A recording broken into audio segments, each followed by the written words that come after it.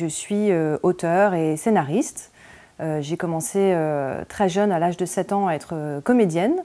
Et j'ai enchaîné avec pas mal de tournages. J'ai eu des prix d'interprétation en Chine, en France. Et puis j'ai décidé d'arrêter après, vers l'âge de 17-18 ans, pour me consacrer à l'écriture. Très jeune, depuis que j'ai 16 ans à peu près, j'écris des scénarios que je tapais sur une petite machine à écrire électronique à la maison, et ma mère lisait les feuilles au fur et à mesure, et j'avais cette envie d'écrire depuis très longtemps.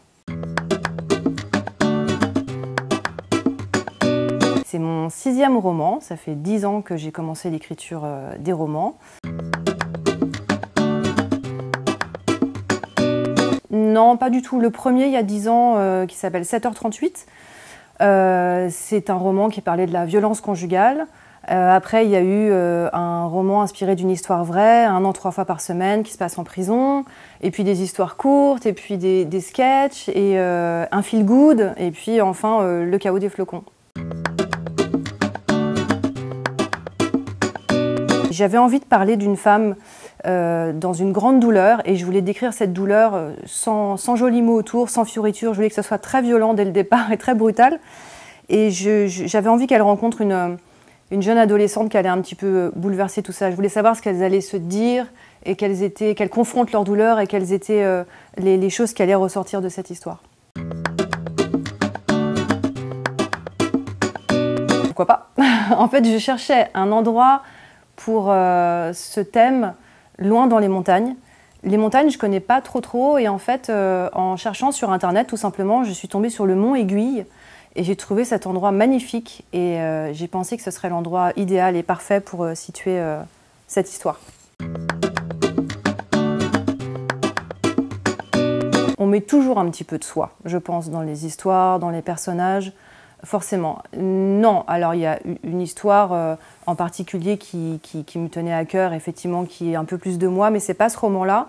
Celui-ci, je me suis inspirée de mes enfants, qui sont aussi des adolescents, dans le phrasé, la manière d'être, et puis mes propres douleurs aussi, mes blessures, bien sûr, que je peux aussi coucher sur papier, même si ce ne sont pas du tout les mêmes blessures que ce personnage, Billy.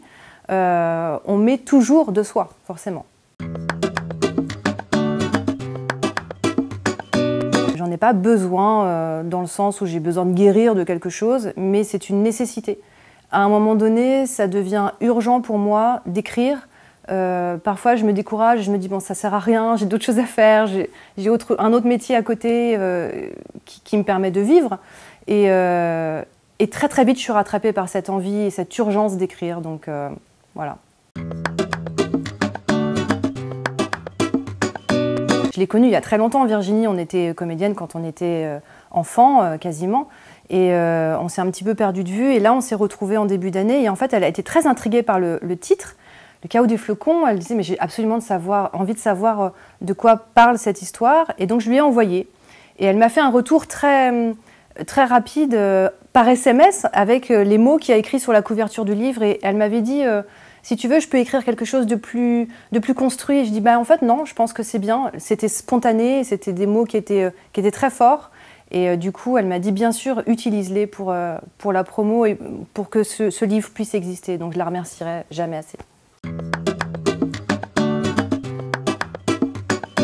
Si on n'est pas introduit par quelqu'un, si on n'est pas présenté, si on n'est pas... c'est un peu compliqué. Et les maisons d'édition reçoivent des tonnes de manuscrits à lire, donc ça je comprends qu'ils mettent énormément de temps et puis qu'ils en mettent beaucoup à la poubelle, mais on n'est pas forcément sûr d'être lu. Et pour exister, c'est vraiment compliqué. Amazon nous offre une vitrine en fait, et nous permet d'exister un petit peu. Et ce qui est un petit peu schizophrène aussi, c'est que finalement, il y a des maisons d'édition qui vont vous dire non, quand on envoie directement notre manuscrit chez eux. Et puis après, ils vont aller voir sur Amazon ce qui se passe. Il y a une petite ébullition autour d'un roman qui sort auto-édité. Et puis hop, ils vont vous rappeler pour vous dire bah, en fait, ça nous intéresse. Donc c'est là la plus grosse difficulté, c'est de se faire connaître directement par les maisons d'édition. Et en fait, le jour de la sortie du livre, j'avais dit à tout le monde, il faut qu'on essaye de tous se connecter le même jour, de le commander le même jour pour essayer d'être dans le top 100 des auto-édités et peut-être qu'une maison d'édition me repère. Et puis en fait, j'ai été dans le top 5, on va dire, parce que j'étais numéro 3, puis numéro 1, et puis ça dure. Je suis toujours dans le top 5 aujourd'hui, alors que le livre est sorti il y a 4-5 jours. Donc c'est une énorme surprise et je pense que après le bouche à oreille va fonctionner aussi. Et les retours en tout cas des blogueuses et des chroniques littéraires que j'ai pu avoir sur Instagram sont vraiment merveilleuses et je les remercie aussi, elles, parce que c'est notre presse. Aujourd'hui, on ne peut pas faire sans elles. Et je pense que du coup, il y a un petit mouvement qui se passe autour du bouquin et c'est très chouette, très très chouette. Il est disponible sur Amazon, bien sûr. Vous tapez Le Chaos des Flocons ou mon nom, vous trouverez tous mes livres et celui-ci notamment. Il y a le lien aussi dans ma bio Insta. Je vous invite à me suivre, comme ça vous aurez tous les renseignements. Je ne parle pas que de ce livre d'ailleurs. Et moi, je vais démarcher des libraires aussi pour qu'ils en prennent en rayon s'ils ont envie de le faire. Ce sont des choses qui peuvent être possibles. Et puis, il y a les réticents à commander sur Amazon. Je les comprends, il n'y a pas de souci. Il y a des gens qui ne veulent pas commander sur Internet. Auquel cas, on peut me faire un petit message en privé et on peut s'arranger, on peut faire des Paylib.